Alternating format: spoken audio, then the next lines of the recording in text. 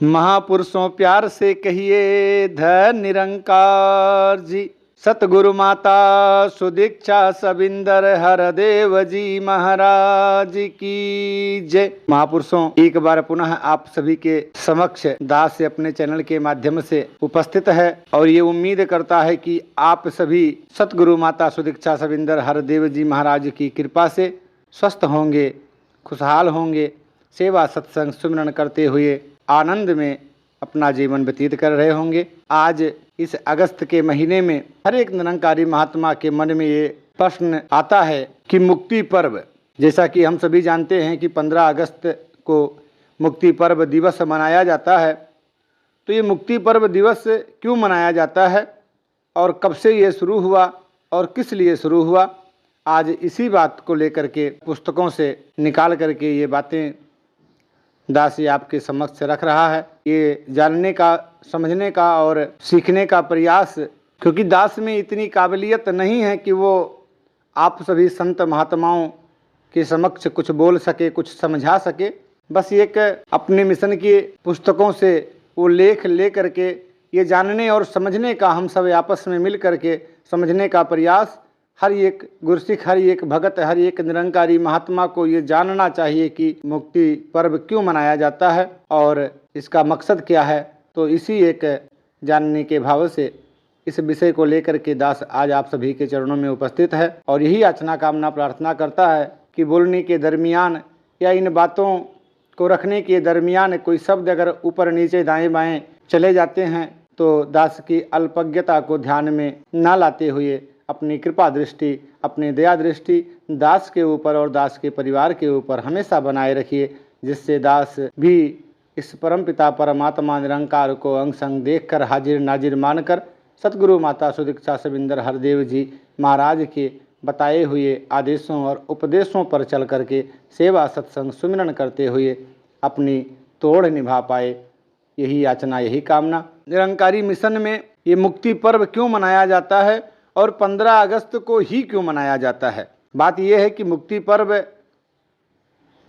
जनवरी, फरवरी, मार्च, अप्रैल किसी भी महीने में हो सकता था, तो ये 15 अगस्त को ही क्यों मुक्ति पर्व मनाया जाता है, आज इसी विषय को लेकर के हम जानने और समझने का प्रयास करेंगे। एक बार सच्चे मन से, सच्चे हृदय से सतगुरु माता सुदीक्षा सबिंदर हरदेव जी महाराज के श्री चरणों में ध्यान को लगाते हुए एक बार जयकारे में साथ दीजिए। सतगुरु माता सुदीक्षा सबिंदर हरदेव जी महाराज की जय। जगत माता शहंशाह दिवस, मुक्ति पर्व। जगत माता जी ने 15 अगस्त 1964 को इस नश्वर शरीर का परित्याग किया। यह दिन भारत की स्वतंत्रता का दिन भी होता है। सेवा दल की रैली भी उसी दिन थी। जगत माता जी के शरीर त्यागने के पश्चात हर वर्ष यह दिन जगत माता दिवस के नाम से मनाया जाने लगा। जगत माता जी की निष्काम सेवा, तप, त्याग, प्रेम एवं ममता तथा हर गरीब अमीर को गले लगाने की भावना की प्रशंसा होती। इस माँ के असंख्य बच्चे अपनी आप बीती सुनाते, कभी महात्मा कविता पाठ द्वारा माँ के उपकारों को याद करते और सेवा दल के सदस्य अपने अपने शहरों में सेवा दल की रैलियां करते और साथ ही अपने दीन दयाल सतगुरु का धन्यवाद करते, जिन्होंने सेवा का अवसर प्रदान किया। लगभग 5 वर्ष के पश्चात 17 सितंबर 1969 को शहंशाह बाबा अवतार सिंह जी ने अपने नश्वर शरीर का परित्याग किया। सतगुरु बाबा गुरबचन सिंह जी महाराज के आदेशानुसार 15 अगस्त 1970 से यह दिन जगत माता शहंशाह दिवस के रूप में मनाया जाने लगा। सुबह सेवा दल की रैली होती और उसके पश्चात संत समागम। इस प्रकार दिल्ली व अन्य शहरों में निरंकारी संगतें जगत माता जी और शहंशाह जी की अमूल्य देन को स्मरण भी करती और उनके द्वारा सिखाए गए, दिखाए गए मार्ग पर चलने की शक्ति भी मांगती। संत निरंकारी मंडल के प्रथम प्रधान संत लाभ सिंह जी ने 15 अगस्त 1979 को इस नश्वर शरीर को त्यागा। इसके बाद ही बाबा गुरबचन सिंह जी ने जगत माता शहंशाह दिवस को मुक्ति पर्व का नाम दिया। अतः अब हर वर्ष 15 अगस्त को मुक्ति पर्व मनाया जाता है।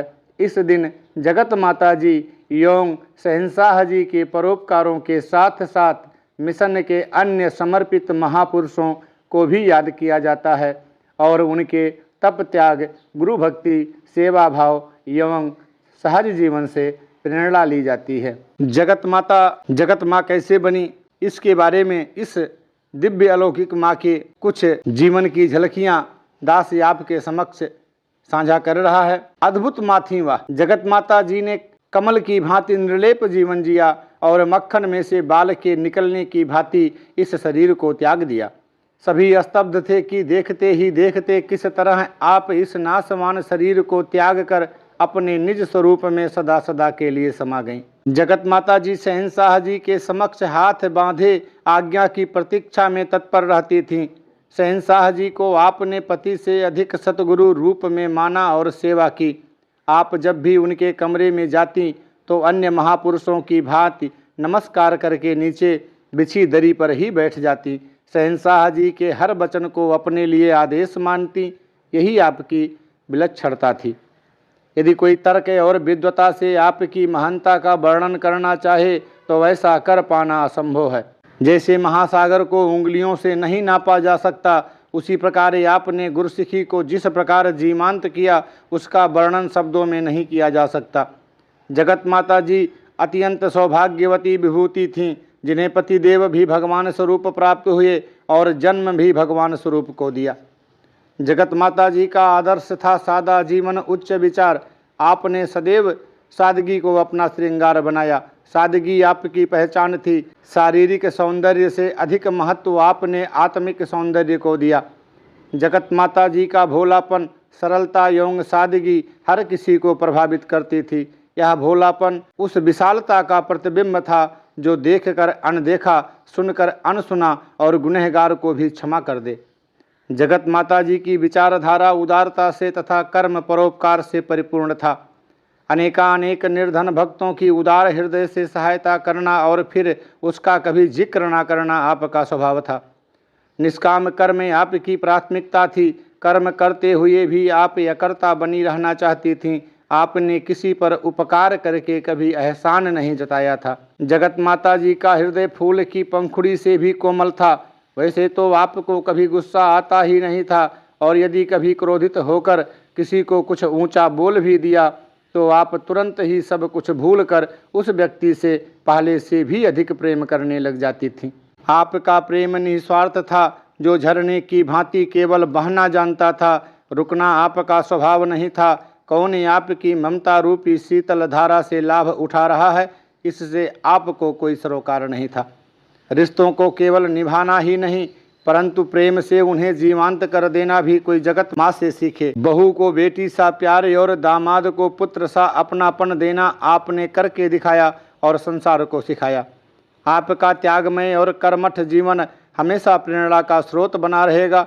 आपने सदैव सतगुरु का वचन स्वीकार करके उसे जीवन में अपनाया और अपने निष्ठावान होने का प्रमाण दिया। गुरु का भय हमेशा हृदय में रखा। निरंकार का ज्ञान प्राप्त होते ही जगत माता जी इस परम सत्ता में स्थिर हो गईं। मन वचन कर्म से सदा सुंदर जीवन जिया तो अनुकरणीय रहा। आप पर संपूर्ण अवतार वाणी के ये वचन पूर्णतया सिद्ध हुए। अंधेरों बाहरों सच्चा सोचा, पाक साफ कोई खोट नहीं। जगत माता ने अपने सतगुरु से जब भी मांगा सबके लिए सुख एवं भक्ति का दान ही मांगा। आपका उपकार कभी भुलाया नहीं जा सकता। जगत माँ की सेवा नम्रता, विश्वास, श्रद्धा एवं भक्ति चंदन के पेड़ की जैसी थी।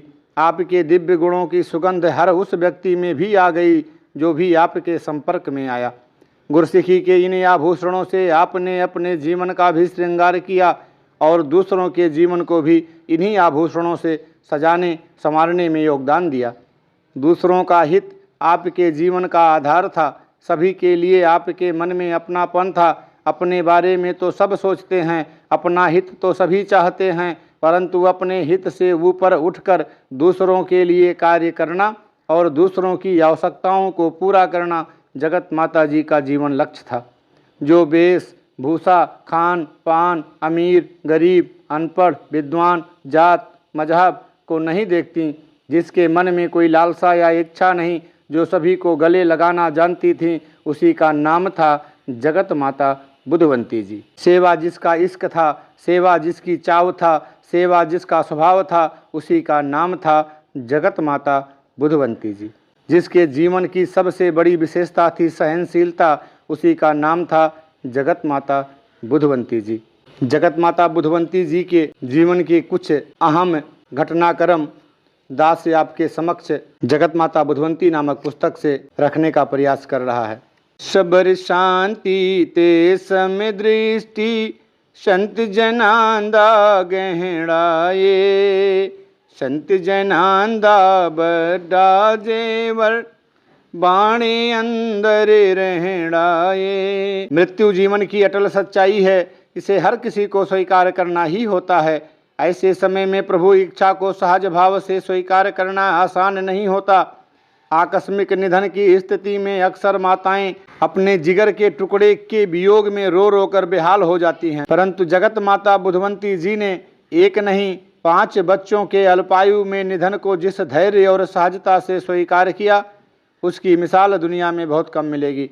वास्तव में एक महिला को जीवन संघर्ष के लिए तैयार होने के लिए जिन गुणों और उपदेशों की आवश्यकता होती है, जगत माता बुधवंती जी ने वे सब छोटी आयु में ही ग्रहण कर लिए थे। बचपन में बालिकाओं का हृदय फूल की पंखुड़ी की भांति कोमल होता है, जिसे जरा जोर से पकड़ा नहीं कि टूट जाती है, परंतु बुधवंती जी ने अपनी बाल्यावस्था व युवावस्था में इतना संघर्ष किया कि जीवन की बड़ी से बड़ी परीक्षा भी आपको डुलायमान न कर सकी। सहनशीलता एवं सहजता आपके जीवन का श्रृंगार बन चुकी थी। अव्वल तो आप किसी से नाराज होती ही नहीं थी, और यदि होती भी तो अगले ही क्षण पानी की लकीर की भांति अपने क्रोध को भुलाकर मुस्कुराती हुई दिखाई देती। आपके मधुर स्वभाव के कारण घर का वातावरण सदैव सुंदर बना रहता था।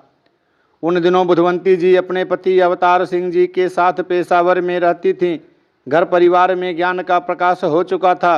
सतगुरु बाबा बूटा सिंह जी के आशीर्वाद निरंतर प्राप्त होते रहते थे। सुबह का सत्संग भी हर रोज आपके ही घर में होता था। आपके मकान का दरवाज़ा गली में खुलता, उसके बाद ड्योढ़ी, फिर आंगन और उसके आगे बरामदा और 2 कमरे। इसी बरामदे में सतगुरु बाबा बूटा सिंह जी की उपस्थिति में सत्संग होता था। निरंकार की क्रीड़ा यह स्वयं ही जाने। अपनी बच्ची के प्यार दुलार से वंचित रहने के बाद भी बुधवंती जी ने उसकी जुदाई को प्रभु इच्छा समझते हुए इस वियोग को सहजतापूर्वक स्वीकार किया। परंतु आपकी परीक्षा शायद अभी समाप्त नहीं हुई थी। आपके 2.5 वर्ष के बेटे स्वरूप सिंह ने आधी रात को शरीर त्याग दिया। उन दिनों सतगुरु बाबा बूटा सिंह जी आपके घर में ही निवास करते थे, इसीलिए बाबा अवतार सिंह जी ने घर के अन्य सदस्यों और विशेष तौर पर बाबा बूटा सिंह जी की नींद का ध्यान रखते हुए आपको खामोश रहने को कहा। अपने पति का संकेत पाते ही आपने अपने आप को सहज अवस्था में ढाला और सुबह होते ही हर रोज की भांति सत्संग की तैयारी करने लगी। बाबा बूटा सिंह जी की अध्यक्षता में सत्संग संपन्न हुआ। हर रोज की भांति बुधवंती जी ने सारी संगत के लिए चाय पानी एवं प्रसाद की व्यवस्था की। जब सभी महापुरुष चाय पी चुके तो बाबा बूटा सिंह जी ने पूछा, संतजनों, क्या आज आपको भाई अवतार सिंह जी के चेहरे पर कोई विशेष तनाव दिखाई दे रहा है? जब सब ने कहा, नहीं बाबा जी, ऐसा तो कुछ दिखाई नहीं देता, आप क्यों पूछ रहे हैं? बाबा बूटा सिंह जी ने फरमाया, गुरमुखों, अभी कुछ घंटे पहले ही अवतार सिंह जी के बेटे स्वरूप सिंह ने इस नश्वर शरीर को त्यागा है और ये दोनों इस सहज भाव से संगत की सेवा में लगे हुए हैं जैसे कुछ हुआ ही ना हो। निरंकार की रजा को इतने सहज रूप में मानना कोई सरल कार्य नहीं है। वास्तव में मैं ऐसे ही गुरसिख की तलाश में था जिसके लिए सुख दुख, संजोग वियोग, जन्म मरण सभी सम हों। आज ऐसा गुरसिख मुझे भाई अवतार सिंह के रूप में मिल गया है और इसके साथ ही महान है इनकी जीवन संगनी जो माँ की ममता पर गुरमत का बांध लगाकर अवतार सिंह जी का सेवा में साथ दे रही हैं। दातार इस जोड़ी को और भी चमकाएगा। सतगुरु का आशीर्वाद सदैव बुधवंती जी के साथ रहा, जिसके कारण आपको जीवन के हर मोड़ पर सही दिशा मिलती रही। निरंकार की रजा में गुरसिख कैसे चलते हैं, इसका प्रमाण आपके जीवन में निरंतर देखने को मिलता है। केवल स्वरूप सिंह ही नहीं, आपने अपने 2 अन्य बेटों को भी अल्पायु में जीवन यात्रा संपन्न करते हुए देखा। आपका बेटा चक्रवर्ती 1 वर्ष और हरभजन सिंह केवल 40 दिन ही जीवित रहा। ऐसे समय में आपने ना तो संसार की भांति ईश्वर से कोई शिकवा शिकायत की, ना ही अपने भाग्य को दोष दिया, अपितु सहज भाव से प्रभु की इच्छा के आगे सर झुका दिया। ऐसे हर अवसर पर आपने दातार के चरणों में प्रभु इच्छा को शांत मन से स्वीकार कर पाने की शक्ति मांगी और सतगुरु की कृपा से आप एक पूर्ण गुरसिक का उदाहरण बनी रहीं। इतने बच्चों के चले जाने के पश्चात भी यह बुधवंती जी की महानता और विशालता ही थी कि आपने अपने छोटे बेटे जोगिंदर सिंह को सतगुरु के संकेतानुसार अवतार सिंह जी की संतानहीन चचेरी बहन मान कौर को गोद दे दिया। अवसर ऐसा बना कि अवतार सिंह जी की चाची सतगुरु बाबा बूटा सिंह जी के चरणों में अपनी बेटी मान कौर की गोद भरने के लिए विनती करने लगी। उस समय बाबा बूटा सिंह जी के पास ही बुधवंती जी अपने बेटे जोगिंदर सिंह को गोद में लिए बैठी थीं। बाबा जी ने बुधवंती जी को इशारा किया कि यह बेटा अपनी चाची को मान कौर के लिए दे दो। बुधवंती जी ने पल भर भी ना सोचा और उसी समय उठकर अपने बेटे को बाबा जी की झोली में डाल दिया, जिसे उन्होंने मान कौर की माँ के सुपुर्द कर दिया और फरमाया, यह लो मान कौर का बेटा। यह बुधवंती जी की सतगुरु के प्रति आस्था और अटूट विश्वास का प्रभाव ही था कि इतना बड़ा कार्य वह इतनी सहजता से कर सकी। इतने बच्चों की जुदाई होने पर भी आपके चेहरे पर कोई मलाल नहीं था। यह सतगुरु की रहमत का ही करिश्मा था, जो कुम्हार की तरह बाहर से चोट मारता है और अंदर सहारे का हाथ रखता है ताकि उसका गुरसिक और निखर उठे। अंदर हाथ सहार दे, बाहर मारे चोट। जगत माता बुधवंती जी का जीवन एक समर्पित गुरसिक वाला जीवन था। एक भक्त भगवान के किए को कैसे मीठा करके मानता है, आपने सिद्ध करके दिखाया। आपने अपने होनहार सुपुत्र सज्जन सिंह जी के भरी जवानी में संसार से विदा होने के समय जिस धैर्य, विश्वास और अडोलता का प्रमाण दिया, वह कोई साधारण मां नहीं कर सकती। सज्जन सिंह जी एक अद्भुत और अति विशिष्ट व्यक्तित्व के मालिक थे। भले ही दातार ने उन्हें आयु बहुत कम दी, परंतु दिल बड़ा विशाल और दिमाग दूरदर्शी दिया था। आज का विस्तृत संत निरंकारी मंडल उनकी दूरदर्शिता का ही परिणाम है। संत निरंकारी मंडल की स्थापना, मंडल के अपने साहित्य व पत्रिका का प्रकाशित होना, ज्ञान प्रदान करने से पहले 5 प्रण लेने का नियम, इन सब की रूपरेखा सज्जन सिंह के मस्तिष्क की ही देन थी। उन दिनों जगत माता जी एवं शहंशाह जी पहाड़गंज दिल्ली में रहा करते थे। सज्जन सिंह जी की 10वीं कक्षा की परीक्षा चल रही थी। आधी रात को अचानक तबीयत खराब हुई और अगले दिन 29 अगस्त 1948 को यह होनहार नौजवान अपने नश्वर शरीर को त्याग कर सदा के लिए परमपिता की गोद में जा बैठा। जगत माता जी अपनी सुपुत्रियों नंद जी एवं चरणजीत जी के साथ मसूरी में थीं। तब दिल्ली से मसूरी एक ही बस जाती थी और वही वापस आती थी। शहंशाह बाबा अवतार सिंह जी ने परिवार को लाने के लिए एक महापुरुष को दिल्ली से मसूरी भेजा। परिवार तीसरे दिन दिल्ली पहुंच पाया। जगत माता जी अपने दिल के टुकड़े सज्जन सिंह जी के पार्थिव शरीर के अंतिम दर्शन भी ना कर सकीं, क्योंकि उनका अंतिम संस्कार दूसरे दिन ही कर दिया गया था। जब जगत माता बुधवंती जी दिल्ली पहुंची तो सभी महात्मा यही सोच रहे थे कि पता नहीं यह सूचना पाने के पश्चात जगत माता जी अपने आप को संभाल भी पाएंगी या नहीं। परंतु जिस सब्र और संतोष से आपने निरंकार की इच्छा को मीठा करके माना, वह बेमिसाल है। शहंशाह जी तो शांत अडोल स्वभाव के थे ही, परंतु जगत माता जी ने भी शांत रहकर बिना किसी शिकवे शिकायत के शहंशाह जी के चरणों से जिस तरह से पुत्र वियोग को सहन करने की शक्ति मांगी, वह भी अपनी मिसाल आप ही थी। उस समय सांत्वना देने के लिए जो कोई भी आता, या तो आप मौन रहती थीं या उसे प्रभु की इच्छा के आगे शीश झुकाने का मार्ग दर्शाती थीं। धन्य थीं जगत माँ, जिसने हर रूप में, हर रंग में अपने सिदक को स्थिर रखा और अपने प्रभु प्रेम को कभी भी किसी भी हाल में फीका नहीं पड़ने दिया और सदैव प्रभु इच्छा को सर्वोत्तम मानती रही। बुधवंती जी के स्वभाव की सरलता, स्वच्छता, पावनता और निर्मलता ही थी जो आप सद्गुरु बाबा बूटा सिंह जी से असंख्य वरदान ले पाईं। सद्गुरु तो होता ही है रहमत का भंडार, और यह भंडार अखंड और असीम होता है। गुरु को प्रसन्न करने वाले सेवक इन वरदानों से अपनी तकदीर बना लेते हैं। बुधवंती जी के माता पिता आपकी छोटी उम्र में ही ब्रह्मलीन हो गए। आपने बाल्यावस्था पराये घर में व्यतीत की। आपकी शादी भी बेकरी की दुकान पर काम कर रहे एक कारीगर से हुई। अब प्रश्न उठता है कि फिर आप जगत माता कैसे बन गई? क्या आप खुद ही लोगों से कहने लगी कि आज के बाद मुझे जगत माता कहा करो और सारे लोग मान गए?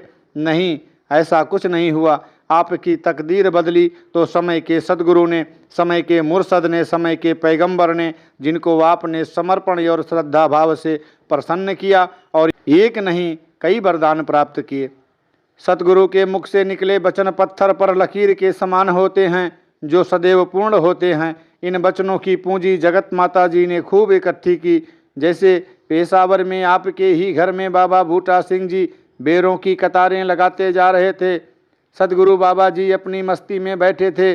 ज्यों ही बुधवंती जी अंदर से आईं, अपने सरल भाव से पूछने लगी, बाबा जी यह कौन सा खेल खेल रहे हो? सतगुरु बाबा जी ने फरमाया, बुद्धा, मैं केवल बेरों की लाइनें नहीं लगा रहा, मैं संगतों की कतारें लगा रहा हूँ। एक समय आएगा कि आप देखना इतने ब्रह्मज्ञानी महापुरुष हो जाएंगे कि उनको नमस्कार करने के लिए घंटों कतारों में खड़े रहना पड़ेगा। सतगुरु के मुख से निकले ये वरदान 100% सही सिद्ध हुए। इतिहास ने शीघ्र ही वह नज़ारे प्रत्यक्ष दिखाए। जहाँ भी शहंशाह जाते वहाँ नमस्कार करने वाले भक्तों की कतारें बढ़ती हुई नजर आती। सतगुरु के अनेक वरदान आपने प्राप्त किए। जब आपने अपने बेटे जोगिंदर सिंह को बाबा बूटा सिंह जी के आदेश पर मान कौर जी की गोद में दे दिया, तब बाबा बूटा सिंह जी ने फरमाया, बुद्धा, अब आपने जोगिंदर की ओर ध्यान नहीं देना। आपकी ममता व प्रेम हर बच्चे के लिए हैं। निरंकार ने आपको जगत की माता बनाना है। प्रत्यक्षदर्शी बताते हैं कि एक पल में ही जगत माता जी ने बाबा जी के इस वचन को मुस्कुराते हुए स्वीकार किया। मुस्कुराना तो आपका स्वाभाविक गुण था। शाम को जब अवतार सिंह जी दुकान से घर लौटे तो आपसे सारी बात सुनकर वह भी गुरु के ध्यान में ही अपने सुख का आभास करने लगे। जब तक माता जी शरीर में रहीं, उन्होंने कभी अपने मुख से जोगिंदर सिंह को अपना पुत्र नहीं कहा। जरा सोचिए, यह सारा कौतुक तो पल भर का ही था। जगत माँ ने पल भर भी ममता को गुरसिखी पर हावी न होने दिया। जगत माता जी को गुरु के वचन के सामने कुछ दिखाई ना दिया। कोई सोच नहीं, कोई सलाह नहीं, कोई तकरार नहीं, कोई शर्त नहीं। इस कद्र पुत्र जैसी दात को मुस्कुराते हुए देने वाली जगत माँ ही हो सकती थी और कोई साधारण महिला नहीं। केवल कहने ही की बात नहीं, आपने अवतार वाणी के इन वचनों को पूर्णतया अपनाया। जिस दिवस तू वह दी समझे, कम की तकरार दये, कहीं अवतारिये पहला प्रणये, तन मन धन निरंकार दये। जगत माता जी ने सर्वप्रथम बाबा बूटा सिंह जी, फिर बाबा अवतार सिंह जी और उसके पश्चात बाबा गुरबचन सिंह जी के हर वचन को हृदय से माना और मन कर्म वचन से अपनाया। आपके गुरसिखी भरे जीवन में एक भी अवसर ऐसा नहीं आया जब आपने शहंशाह बाबा अवतार सिंह जी पर उनकी पत्नी होने का अधिकार जताया हो या उनसे अपनी कोई बात मनवाई हो। गृहस्थ जीवन के फैसले अक्सर माता पिता की रजामंदी से होते हैं, परंतु आपने अपने पति को कभी सलाह देने के बारे में सोचा ही नहीं, क्योंकि आप जानती थी कि आपके पति इस निरंकार का साकार रूप हैं, पूर्ण हैं। इनका हर फैसला भी पूर्ण है, उसमें सोच विचार करने की संभावना ही नहीं है। आपने स्वयं कहा है, साध संगत दी मेहर द्वारा, गल है ई को जानी मैं, अवतार गुरु दे लड़ मैं लगी, बन गई जग दी रानी मैं। संत मिले ते संत बणी हाँ, यह बूटा ते मैं हाँ छां, जगत पिता ने चरनी लाया, आपे बढ़ गई जगदी माँ। श्रद्धांजलि समारोह। रविवार 23 अगस्त 1964 को जगत माता बुधवंती जी के जीवन से प्रेरणा लेने के लिए एक विशाल सत्संग कार्यक्रम का आयोजन किया, जिसमें भाग लेने के लिए दूर दूर से महापुरुष पहुंचे। इस समारोह में भारत सरकार के कई मंत्रियों तथा दिल्ली नगर निगम के अधिकारियों ने भी भाग लिया। इस समारोह में आपको श्रद्धांजलि देते हुए सतगुरु बाबा गुरबचन सिंह जी महाराज ने फरमाया, साध संगत जी, आज सुबह से सभी महापुरुष, क्या पंजाब, क्या राजस्थान, क्या महाराष्ट्र, हिंदुस्तान के कोने कोने से भक्तजन महापुरुष इको माँ के सुपुत्र एकत्रित हुए हैं। दास ने बोलना तो नहीं था, विचार और आशीर्वाद तो शहंशाह जी से प्राप्त करने थे, लेकिन लाउडस्पीकर मेरे सामने रखा गया है। दास देख रहा है कि चाहे संतों ने आंसुओं को रोका हुआ था, लेकिन छुपे हुए आंसू वर्षा के रूप में आसमान से आ रहे थे। जो भी पानी के बुखारात होते हैं वे बहुत ही हैं, चाहे किसी रूप में बहें। शरीर के बिछुड़ने की कमी तो अवश्य ही महसूस होती है, लेकिन जो इल्म एक दायरे में बंद था उसको विशाल करने का यह एक तरीका बना है। यह 5 तत्व का शरीर नाशवान है। जब तक शरीर होता है उसमें कई कमियां कमजोरियां नजर आती हैं, परंतु संत महात्मा जब यह शरीर त्याग कर निरंकार में समा जाते हैं तो उनमें कोई कमी नहीं रहती। तब हर समय गुण ही गुण नजर आते हैं। जो सहनशीलता, जो अच्छाइयाँ माता जी में थीं वह अब पता चलती हैं। दास बचपन से माता जी की गोद में ही पला। दास जानता है कि वह जितने मर्जी नाराज हो जाएं, चाहे कुछ कह भी दें, परंतु 1 मिनट पश्चात ही देखते कि उनको किसी से कोई दुश्मनी नहीं है। वह सब कुछ भूल जाते थे। किसी को कोई बुरी बात कहना उनके जीवन में नहीं था। दास ने परसों ही कहा था कि इस जन्म में इस 5 तत्व के शरीर के साथ 6 वस्तुएं लगी हुई हैं, जन्म, मरण, संजोग, वियोग और सुख दुख। ये सब भौतिक शरीर के साथ कायम हैं। जब यह शरीर छोड़ा तो सुख ही सुख है, संजोग है, वियोग नहीं है। जगत माता जी दयालुता के स्वामी थे। दास प्रार्थना करता है कि ये दयालुता सबकी झोली में पड़ जाए। शहंशाह बाबा अवतार सिंह जी ने अपने प्रवचनों में फरमाया, जगत माता जी बहुत ही सुंदर जीवन जी कर गए हैं।